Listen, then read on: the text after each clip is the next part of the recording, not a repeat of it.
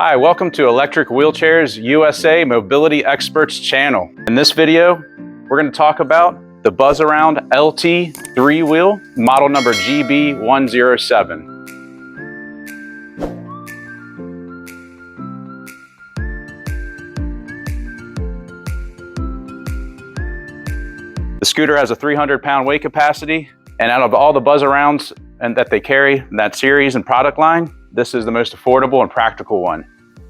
On the back of the seat, there is a storage pouch, so you can store a few belongings in the back. The armrests are width adjustable, and you can even remove them if you don't want the armrest, so they're not necessary to have.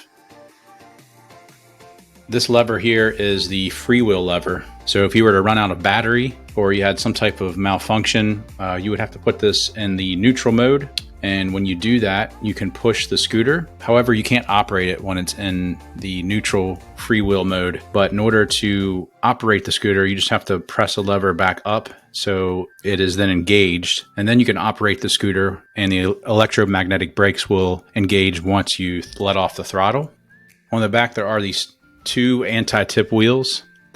It's an added safety feature on many mobility scooters. So if you're going up a steep incline, you don't have to worry about the scooter tipping backwards, and that's why these wheels are here. The armrests also do flip up, and the seat also swivels as well, so it's easy to get in and out of this scooter.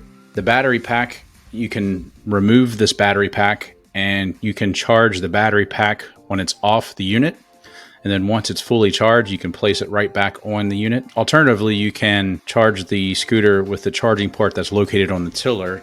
So the tiller is also adjustable. You just turn this knob and you can see where the teeth line up. And then once you get it to the desired positioning, you would then tighten it back up. And that way you have the controls at a good distance that is comfortable for you. It also has a large front basket. You can easily remove it. You just pop it off. I just hit it at the bottom and it pops right off, and then you can easily slide it back on. There's two keys that come with the unit. So the key is located up top. Has a real basic tiller design on the controls. So this is the battery gauge. Each light is lit up when it's fully charged, and as the battery starts to deplete, each bar will disappear. In order to get a good life out of your battery, we would recommend to try to charge your battery when it's about halfway down. And when you get in the habit of doing that, the longevity of your batteries will last much longer. This is the speed control dial. So if you were to ride through crowds of people, you would want to turn it down to the turtle. And when you do that, the maximum speed is around 1 to 2 miles per hour. However, if you're out in the open and you're trying to get to your destination quickly, you would just turn it to the rabbit or the hare, and it'll go to the full maximum speed, which is about 4.5 miles per hour. This white button is the horn, and it is an ambidextrous control, so you can operate going forward or in reverse with just one hand. So that's a nice feature about this scooter. So to disassemble the scooter, you just simply fold the seat back down, and there's a little lever that's underneath of the seat. So you would lift that lever and it will release the seat from the seat post. Next, you would remove the battery pack, which has 2 batteries inside of it. So you would just lift up on this handle, and you can charge the scooter directly on the battery pack, or you can also charge it on the tiller of the scooter. On the back of the battery pack, there are some grooves that will line up with the grooves on the actual scooter. So when you slide the battery pack back onto the scooter, you know that it's connected properly. On the bottom of the scooter, there are some male teeth, and you just line those up as well with the female receptors. And when that's connected, you know that the battery is properly inserted.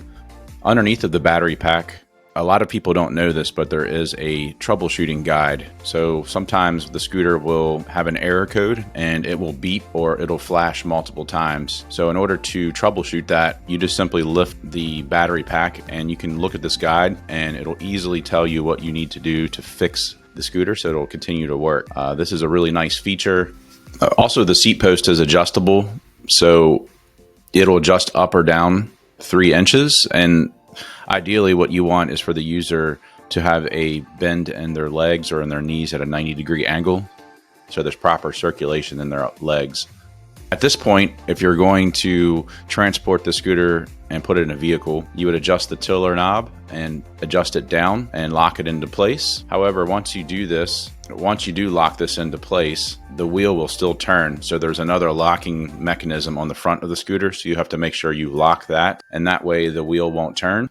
At this point, you can lift this lever up and it will separate the front half of the scooter from the rear axle. So they're now in more lightweight pieces, so it's easier to transport. Now you can use the front tiller as a handle and you can lift it up like this.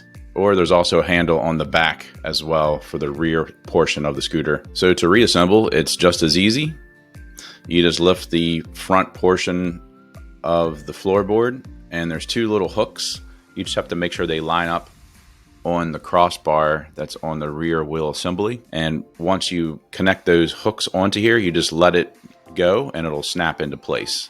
Next, you would adjust the tiller, put it at a comfortable position for you. After that, you would just drop the battery pack back into the scooter and it will snap into place. The next step is you just put the seat back onto the seat post. So you just simply line that up and it'll drop right into the seat post. And make sure you lift up the lever so it'll lock into place. And remember, there are no tools involved to disassemble or reassemble any of the Golden Technologies portable scooters. And lastly, you would just slide the basket back onto the front tiller. And the very last step, you would want to disengage the locking mechanism on the front of the tiller so you can steer the scooter. And now you are ready to go. A great feature about all these Golden Buzzaround products is they do have a limited lifetime warranty on the frame. There's a 2-year warranty on the electronic components, including the drivetrain, and there's a 1-year warranty on the battery. In addition to that, there is a 1-year labor agreement. So if there's a warranty approved claim through Golden, a local technician will be dispatched to your home to diagnose and resolve that issue for you.